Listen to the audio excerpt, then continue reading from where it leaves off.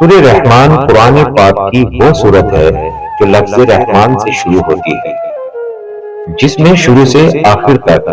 اللہ تعالیٰ کی صفات بیان کی گئی ہے۔ یہاں پر ایک جگہ اللہ تعالیٰ فرماتا ہے، سورج اور چاند ایک حساب کے پابند ہیں، اور تارے اور درخت سب سجدہ زیر ہیں،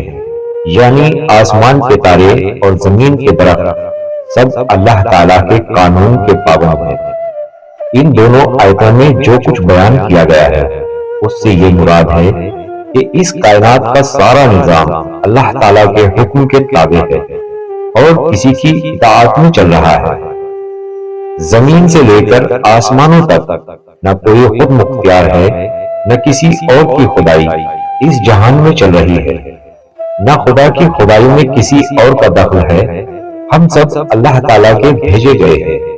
اور وہ ایک واحد تنہا ہر شے پر قادر ہے۔ جب کوئی دعا قبول ہونے میں وقت لیتی ہے تو تمہیں لگتا ہے کہ اب کہانی ختم ہو گئی